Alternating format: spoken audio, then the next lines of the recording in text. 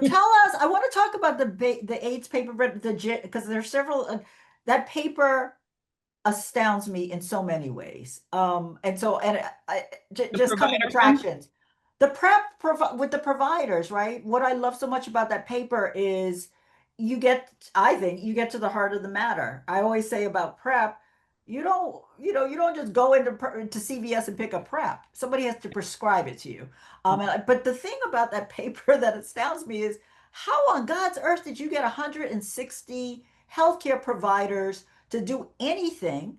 Two, there was an experimental study with the case vignettes. And so I'm really curious about that Now, if study. I tell you my secrets, then I'll never be a COI again. Yeah, I That know, was a but panel. That was a Medscape panel. So the Medscape has access to like 1 million doctors or something like this. And we had been working with them on some other things. wait, Uh, so what is Medscape? Tell us. it's a it's a it's a news outlet for docs, basically. So Oh, like when they want to look up stuff, they look through Medscape. They subscribe to Medscape newsletters and such, but they have a research shop. It's kind of like Qualtrics, how you can buy a panel from Qualtrics. yeah, yeah, yeah. Okay. Uh-huh. So we paid for, I had some funds because I had recently moved and it's not, I mean, docs are expensive, but with a short experiment like that, I think data collection was like 2 weeks. It was Whoa. wildly. So from the moment I decided to write that paper, meaning I hadn't even devised the experiment yet, this thing happened in my life and I was like, oh, I need to prove this. And I went and decided and pulled the team together. From that point, building the experiment, the whole thing, it was like 6, 7 months. It was wild. It was because it was so evident, right? Like, and it's one of those things that we all know. And then when you go to try to make a case for it, there's no evidence for it. It was close. Sarah Calabrese did a study, a really nice study that I used as the template. That's part of the reason it was so easy. She had Oh, done, you use her case, her art vignettes from her yes, case. but she used a vignette that had been validated elsewhere. So like she had a really nice study. So we just adapted some of the measures, we adapted the vignettes, but the design was, I mean, it was a lovely experimental design, very straightforward. And with a panel, it was done. And I had already basically written the paper. I was just waiting for the data to come back and tell me I was right. Incredible. And so, in the case of vignettes, these were women who had had a recent STI. They had reported inconsistent condom use, and they were in what's considered one of these ending the HIV epidemic hotspots. And so, tell us what you found. Well, one of the critiques I was anticipating was like, okay, but you got this Medscape panel. Like, who are these people? So this panelists were docs who were serving women. So like gynecologists, general practitioners, internal, whatever. But they were serving women with prescription writing privileges.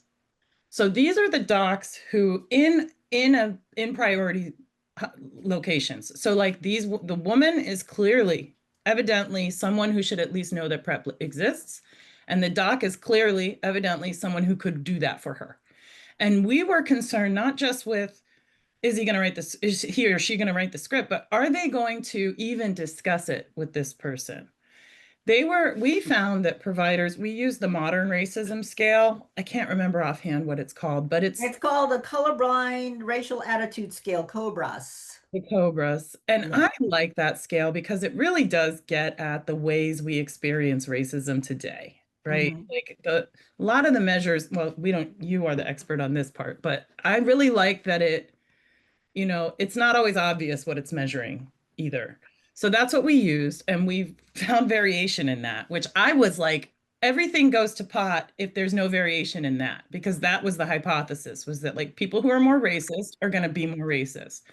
And so are going to be less inclined to talk to her about PrEP, less inclined to write the script relative to the white vignette. And that's what we found.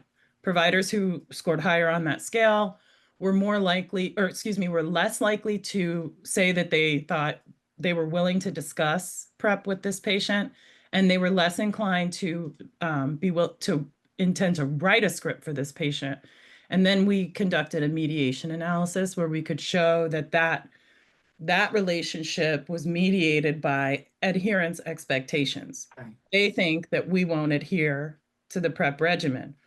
And I think that's, that concern across the board is a concern, because if people start taking the medicine and then stop taking the medicine, they could develop medication resistant strands of HIV, and that becomes dangerous. Mhm. But that was not an equitably distributed concern. So that's what we showed. And that's Mhm. something that we know it's happening, but there just was no evidence, just like the epidemiology stats, right? Like the evidence is just not there. So I Mhm. said it's not there. We need to make this claim, so we need to show. So we had to do that because we had Cysta P cook in, and I needed to show that what I was proposing in Cysta P was relevant to the lives of the women that we're serving.